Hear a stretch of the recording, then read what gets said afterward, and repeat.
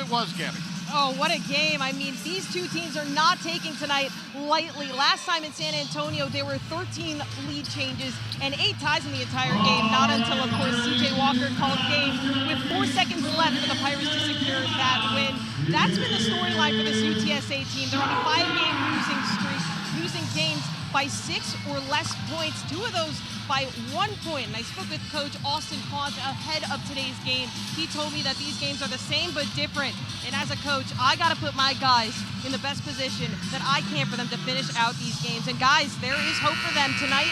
They're getting starting forward Raekwon Horton back in the lineup. What can these programs put on display for elementary kids? Well, I think the kids are going to learn a thing or two about comebacks, coming off a loss against South Carolina. But more importantly for the Pirate guard play, not one of those guards scored more than 2 points last game. This is a confidence booster today. And for Howard, they're just trying to prove themselves against the Pirates and, of course, in front of these kids. Like you mentioned before, it's a tale of 2 teams. Quinnipiac 5-2, ECU 1-4. But we spoke with Coach Dipper. It's all about finding their identity in this game and being competitive. That starts on the defensive end. Quinnipiac, a heavily dominant dodging team. The Delmont sisters and, of course, Kate Bendowski complimenting them as well. Welcome into the heart of North Carolina with Gabby Sartori. I'm Evan Budrovich. It's a game of numbers in this matchup. Tulsa shoots more threes than anybody in the American, and East Carolina, 80% of their points in the paint. What's the biggest key in a 2 versus 3 game? For ECU, it's going to be on the defensive end. Tulsa lethal from points in the paint and the 3-point line. So Coach McNeil said you got to give up one of those, and that's going to be the points in the paint. She is not giving up any 3-pointers, telling her team, put your heels on that 3-point line. They've had an incredible season, and we've seen that, but they're coming off that 7-game homestand, so this is going to be a test for them. And also on the other side, ECU, first conference game of the season. This is also another test against a very solid South Florida team. But for Coach Dipper, it's simple. You got to stop Sophia Chepnik before she gets hot. How do these clubs find their offense today? For the Pirates, it's all about consistency. Coach McNeil expressed her frustrations with last game, getting 1 point out of your 3 starting guards, and especially when your forwards are playing solid. Tonight, it's all about clicking that together. Absolutely. Speed is the name of the game, and that's what Coach McNeil said is their defensive identity. Today is the first day they're going to be coming out of the press for the first time. In the last game with that press against JMU, 20 turnovers. Coach McNeil is expecting to score off at least half of those. That's right, guys. I spoke with Coach Claunch, and this was probably the easiest interview he's had, he said. He gave you a big sigh, and he said, Felton, we need to stop Felton. Everything on offense is flowing smoothly. Sometimes there's a couple instances where they're stagnant, but the shots are going to continue to fall in this second half.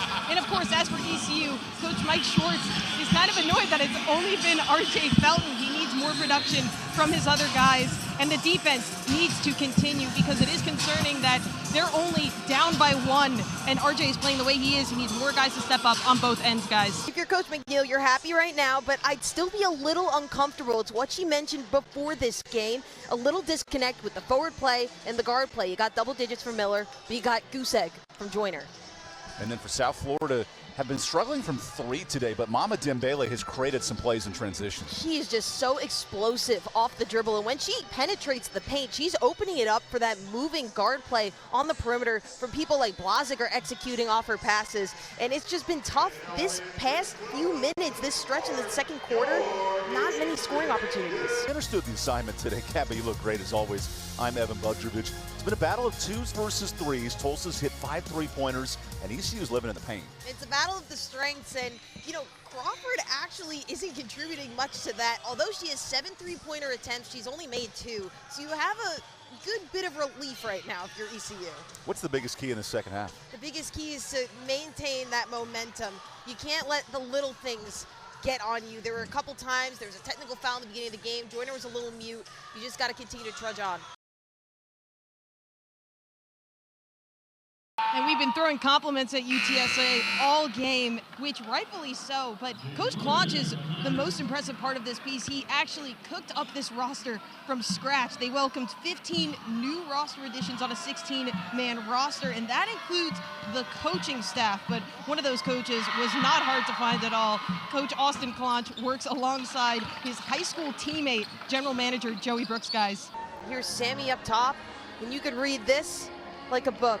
She's finding that corner, hopefully getting that 3, and they're lucky that did not go in. The ball movement up top, the freshman with the step back three to get them up 40-28. Oh, really fighting for the ball, but again, she's got to be careful there.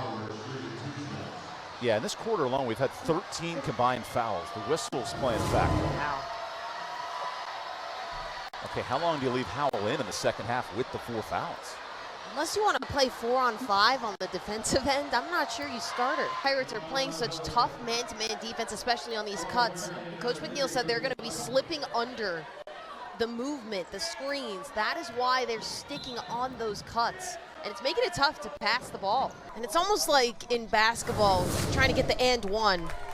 You're going to get a lot of contact inside on those layups. So it's really crucial to finish, and what a goal from Chesick here. And in a situation like this, you got to whip the ball around, move it quickly, and find the person that is being guarded by open space, because you're going to catch that late slide like they did just now. Here's a fun fact about Sophia Chepnik. She first learned lacrosse in 6th grade at a clinic for, wait for it, Jacksonville Women's Lacrosse, where Mindy McCord was the coach. Ah. So her college coach actually helped her play lacrosse. The victorious Coach Schwartz. Here's Gabby. Thanks, guys. Coach Schwartz, you told me this was going to come down to the wire, let alone overtime. How'd you guys get it done? Well, we kept talking about this, and honest to God, this is what we kept talking about. This game will come down to loose balls and rebounding. And those loose balls, those plays, those block shots, plays like that is what we felt like this game would come down, because they are such a good ball club. So much respect for Coach Clonch, their players. Our guys fought and were resilient, but it was going to come down to loose balls, getting on the floor, rebounds, and I thought maybe we got one more rebound, one more loose ball with a chance to do it. We'll get to this guy in a second, but you mentioned loose balls, you mentioned the little things. Woodard at this end of the game, especially in overtime, came up big. Talk about the trust you have in him. Well, I think about Jay, Travion, Tybo Bailey to come in the game, Jordan Riley getting on the floor, this guy getting on the floor for loose balls and rebounds. This game, they're so good on offense. I thought we answered back and forth, high-level game, but we just kept talking about those grimy, gritty plays. And what a stellar game for you, RJ, from start to finish. 5 for 5 in three-pointers off the bat. How did you stay so focused all game? First, I want to thank my Lord Savior Jesus Christ right now. And I would say, before the game, I got my shots up, getting the rhythm, muscle memory off the shots. Guys setting me up. It's the stuff that you practice off the court. The stuff off the court, the untrained hours, the unseen hours that you see. I would say this. I work for moments like this, and continue with the work ethic. Speaking of your work ethic, it got you 3rd in all-time scoring as a Pirate. You've been a Pirate through and through from the start of your career to now. How does that feel? I want to thank the man up there, man. Without him, I wouldn't be here. I wouldn't be doing all this accomplishment. All things go to him. All the accomplishments go up to him. RJ, thank you so much. Congrats on the win. Go celebrate. You were doing it on both ends, but Mai also complimenting on the scoring. 21 points when she's hot. How does that make the team better?